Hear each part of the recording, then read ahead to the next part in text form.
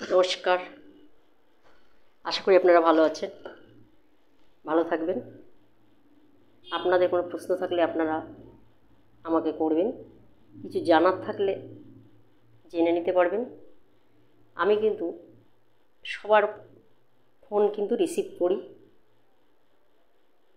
কারণ অনেকে পৌঁছতে পারে না, জ্যোতিষীর সঙ্গে যোগাযোগ করতে পারে না। জ্যোতিষীর কাছে গেলেই 1000, 1500, 2000 টাকা নিয়ে নেয়, অথচ সেইভাবে প্রশ্ন করতে পারে না, সেইভাবে জানতে পারেন না, জ্যোতিষী তাদেরকে সেইভাবে বুঝিয়ে দিচ্ছে না। সব জ্যোতিষীর কাছে যাচ্ছেন, কিন্তু কেউ কোনো জ্যোতিষী আপনাকে সেইভাবে স্যাটিসফাই দিচ্ছে না। যদি এরকম হয়, আপনারা আমাকে ফোন করবেন, সমস্যা থাকলে আপনারা ফোন করবেন, আমি সমাধান করে দেবো। কি করতে হবে আমি বলে দেবো আপনাদের, এখান থেকে কীভাবে বেরোবেন সেটাও আমি বলে দেবো। আজকে বলবো ঋণ, শত্রু এবং রোগ। এই রোগ, ঋণ, শত্রু এখান থেকে কিভাবে বেরোবেন আপনাকে আমি বলে দেবো। আপনি নিজেই কিন্তু বুঝে নিতে পারবেন আপনি ঋণে জড়িত, না রোগে জড়িত, না শত্রুর জালে জড়িত হচ্ছেন। ভালো করে দেখে নেবেন। যদি আপনি ঘরে বাইরে আপনার শত্রু আপনাকে ভীষণ জ্বালাচ্ছে, শত্রুর জন্য আপনি শান্তি পাচ্ছেন না, শত্রু আপনাকে মাইন্ড ঠিক রাখতে দিচ্ছে না, ঘরে বাইরে আপনার সঙ্গে শত্রুতা করছে, আপনি কিছু বলতে পারছেন না,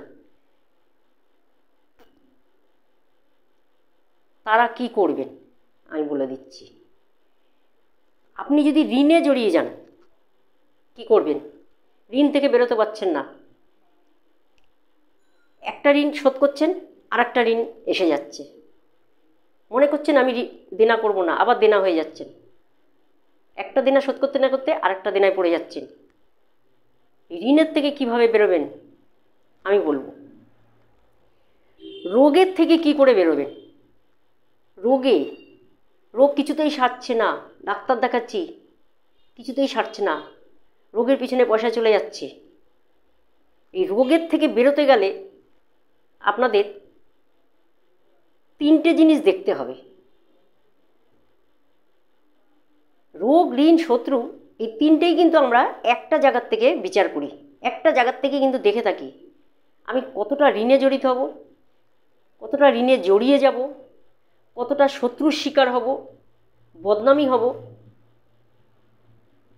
কতটা রোগের থেকে আমি বেরোতে পারবো, নাকি সবসময় মারাত্মক রোগ আমার জীবনে আসতে পারে। এটা আপনারা দেখে নিন, 3টেই ইম্পর্টেন্ট। রোগ, ঋণ, শত্রু 3টেই আপনি দেখে নিন। আমি প্রত্যেক দিন কিন্তু সমস্যা সমাধান করার কথা বলি, টোটকা বলি না, সমস্যা সমাধান করার কথা বলি। দেখে নিন কীভাবে আপনি আপনার সমস্যা আপনি নিজেই ধরতে পারবেন, নিজেই বুঝতে পারবেন কেন আপনি ফেস করছেন। জ্যোতিষীর কাছে আসতে হবে না, আপনি নিজেই জেনে নিবেন আপনার সমস্যাটা কেন হচ্ছে। কেউ মিথ্যা বললেও বুঝে নিতে পারবেন যে না, আমার সমস্যাটা কেন আসছে আমি বুঝতে পেরেছি, আমি জানি রোগ, ঋণ, শত্রু কোথার থেকে বিচার করতে হয়। আপনি কিন্তু জ্যোতিষী না হো, আপনি কিন্তু জেনে নিতে পারবেন এই ভিডিওটার থেকে, দেখে নিন। যদি আপনার লগ্নে ষষ্ঠ ঘরে, লগ্ন হচ্ছে 1 নম্বর ঘর, 1 নম্বর ঘর থেকে 6 নম্বর ঘরে, এই 6 নম্বর ঘর হচ্ছে ষষ্ঠ ঘর। যদি এই 6 নম্বর ঘরে রাহু, কেতু, শনি, মঙ্গল, বুধ, বৃহস্পতি, শুক্র, শনি এই গ্রহগুলো থাকে এই 6 নম্বর ঘরে, আপনি কিছুতেই সমস্যার থেকে বেরোতে পারবেন না। এই 6 নম্বর ঘর দেখে নিন, 6 নম্বর ঘরে যদি এই গ্রহগুলো থাকে, যেই গ্রহগুলোর কথা বললাম, এতগুলো গ্রহ যদি আপনার 6 নম্বর ঘরে থাকে, আপনি সব সময় নেগেটিভ ফল পাবেন, নেগেটিভ চিন্তাধারার মধ্যে থাকবেন, নেগেটিভ লোকের সঙ্গে পেছনেই আপনার মাইন্ড থাকবে, কিচ্ছু করতে পারবেন না, ভালো কিছু করার চেষ্টা করলেও কিন্তু আপনি করতে পারছেন না।